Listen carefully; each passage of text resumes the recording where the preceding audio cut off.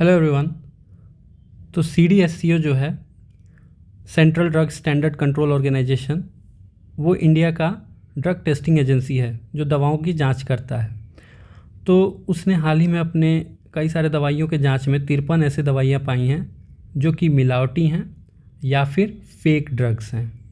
और उसमें सबसे बड़ा नाम जो है ये पैरासीटामॉल का है, क्योंकि लोग पैरासीटामॉल छोटे मोटे तबीयत ख़राब या हेडेक में खाते रहते हैं। तो इसलिए ये एक ज़रूरी न्यूज़ बन जाता है।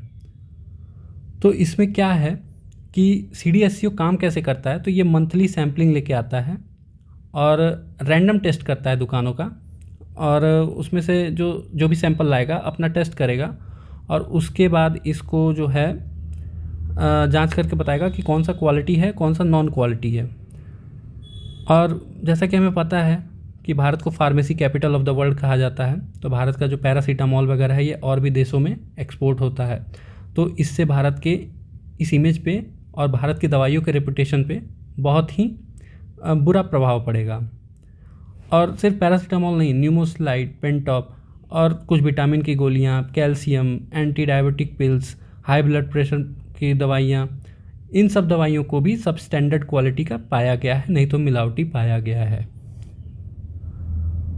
तो ये इतना ग्रेव कंसर्न क्यों है?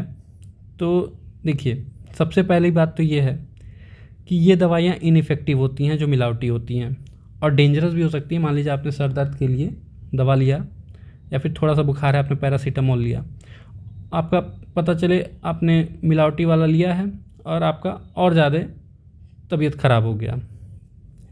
ये दवाइयाँ किडनी लिवर को बहुत ज़्यादा इफ़ेक्ट करती हैं।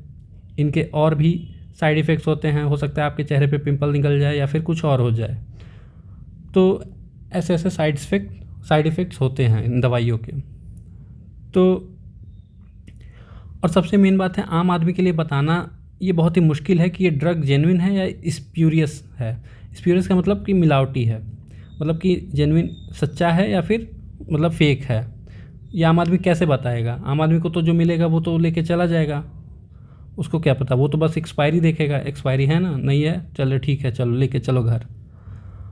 तो ये जो फेक मेडिसिन हैं, जो मिलावटी दवाइयाँ हैं, ये मार्केट में कैसे आ जा रही हैं? क्योंकि देखिए, मार्केट में जो चीप मेडिसिन है उनका बहुत ज़्यादा हाई डिमांड है कि लोग थोड़ा सस्ती दवाइयों के पीछे मतलब जाते हैं, क्योंकि दवाइयों पे भी बहुत ज़्यादा खर्चा अब आने लगा है, बर्डन लोगों का बढ़ने लगा है।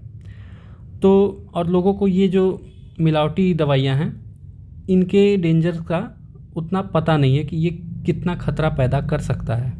और हमारे जो रेगुलेटरी फ्रेमवर्क्स जो हैं, जैसे कि CDSCO ने जांच तो कर दिया, लेकिन मार्केट में कोई तो होना चाहिए जो चेक करे कि हाँ, ये सब दवाइयाँ जो हैं वो बिक नहीं रही हैं। कोई इंस्पेक्टर हो इन सब चीज़ों को चेक करने वाला, और ऐसे इंस्पेक्टर होते हैं पर वो बहुत ही कम होते हैं, मतलब संख्या उनकी बहुत कम है।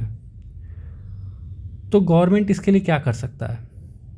गवर्नमेंट जो है रैंडम टेस्टिंग करा सकता है CDSCO से, और मॉनिटर कर सकता है, स्ट्रॉन्ग एक्शन ले सकता है जो उन दुकानदारों पे, उन कंपनियों पे जो इस तरह का काम कर रहे हैं। उससे एक एग्जांपल सेट होगा ताकि बाकी लोग डरें कि ऐसा करेंगे तो उनका भी लाइसेंस ख़त्म हो जाएगा, उनको बिज़नेस नहीं करने दिया जाएगा मेडिसिन फील्ड में। क्योंकि मेडिसिन एक नोबल फील्ड है, इसमें आप ज़्यादा प्रॉफिट को लेके अगर सोच के आए हैं तो फिर ये गलत है। ज़्यादा प्रॉफिट के लिए आप मिलावटी दवाइयाँ नहीं बेच सकते हैं। हेल्थ केयर जो है ये एक स्टेट सब्जेक्ट में आता है, 7th शेड्यूल में, संविधान के 7वीं अनुसूची में आता है। तो इसके लिए क्या करना है कि कई सारे स्टेट्स में अथॉरिटीज़ बनानी होंगी, और सारी अथॉरिटीज़ जो हैं एक दूसरे से अच्छे से कोलैबोरेट करें, ऐसा कोई अथॉरिटी भी उसके ऊपर बनाना होगा, ताकि जो हिमाचल प्रदेश की दवाई है अगर उत्तर प्रदेश में बिक रही है तो उसकी भी जवाबदेही तय हो, अगर वो सब स्टैंडर्ड क्वालिटी का निकला तो। नहीं तो पता चला कि यूपी में हिमाचल का दवाई हिमाचल में जो ख़राब है वो हिमाचल में नहीं बिक रहा है, यूपी में बिक रहा है, और जो चोर है वो पकड़ा ही नहीं गया, क्योंकि पुलिस कह सकती है नहीं ये हिमाचल का केस है। ऐसे आम आदमी दौड़ते रह जाएगा। और जो ड्रग्स इंस्पेक्टर हैं, जो चेक करने वाले हैं, इनको बढ़ाना चाहिए इनको, क्योंकि आपको पता है 10,000 से ज़्यादा कंपनियां हैं, 3 लाख से ज़्यादा दवाइयां बनती हैं भारत में। तो ड्रग इंस्पेक्टर भी कम से कम होने चाहिए, उतने ड्रग इंस्पेक्टर होने चाहिए ताकि वो सब देख सकें, मैनेज कर सकें। इसमें कंपनी अपने तरफ से क्या कर सकता है, तो कंपनी अपना होलोग्राम बना सकता है और हर एक दवा पे अपना होलोग्राम चिपकाए, लोगों में जागरूकता फैलाए कि मतलब होलोग्राम वाला ही दवा लीजिए, और इससे उसका ब्रांड का प्रोटेक्शन भी होगा और अपना IPR से भी वो ब्रांड प्रोटेक्शन कर सकता है, इंटेलेक्चुअल प्रॉपर्टी राइट्स में अपना अधिकार जमा के, और क्वालिटी से कोई कंपेरिजन मतलब वो ना करे, कमी ना करे, और सप्लाई चेन जो है ये अच्छे से मैनेज रखे कंपनी अपना, ताकि जो कंपनी का दवा है वो कहीं और बीच रास्ते से गायब ना हो जाए और किसी छोटे मोटे कंपनी को मिल जाए और वो उसको रिवर्स इंजीनियरिंग करने लग जाए और वैसा ही दवाई जो कंपनी बनाया है वो दूसरी कंपनी बनाने लग जाए, जो कि बिना टेस्टेड और बिना ट्रायल और बिना टेस्टेड के मार्केट में उतार दे। तो ये चीज़ कंपनी को भी थोड़ा देखना चाहिए कि उसका दवाई उसी की कंपनी बेचे।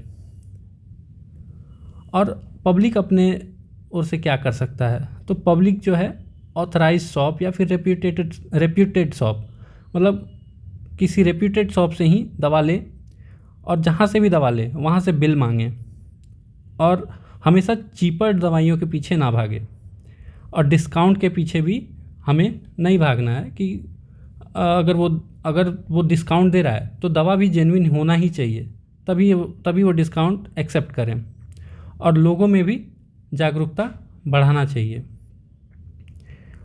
और पर्सनल लेवल पे हम ये कर सकते हैं कि जब भी छोटा मोटा हेडेक होता है तो उसके लिए हम दवा खोजने के लिए ना दौड़ने लगे कि मतलब हेडेक हुआ है दवाई दो, जल्दी हम खा के सही हो जाएं।